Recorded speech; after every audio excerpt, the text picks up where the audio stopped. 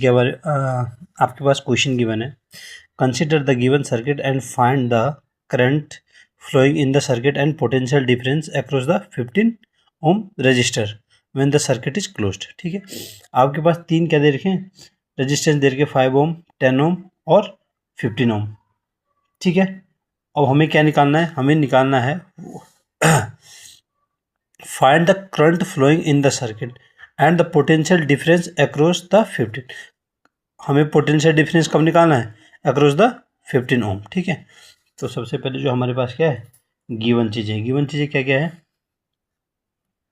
R1 given है 5 ओम और R2 given है 10 ओम और R3 गिवन है 15 ओम। ठीक है भाई, अब हमारे पास तीन चीज़ें, अब मुझे तीनों चीज़ें किस में दिख रही है, सीरीज में दिख रही है।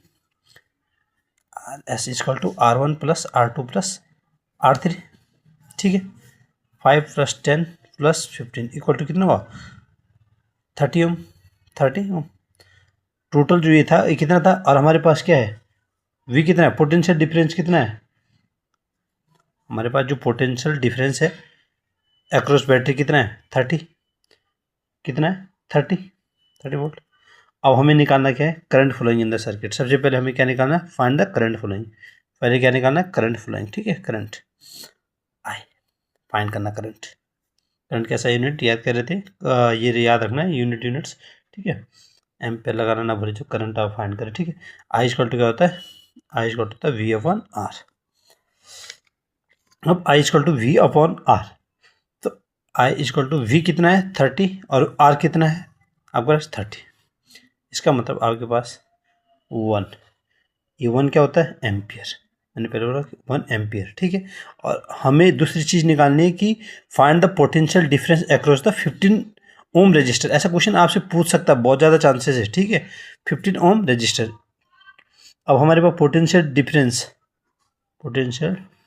डिफरेंस अक्रॉस, इसकी डेफिनेशन भी पूछ सकता है पोटेंशियल डिफरेंस की। ठीक है, अक्रॉस 15 ओम। अब 15 ओम के अक्रॉस कितना होगा, अब हमें V निकालना है। V = क्या होता है, I × R।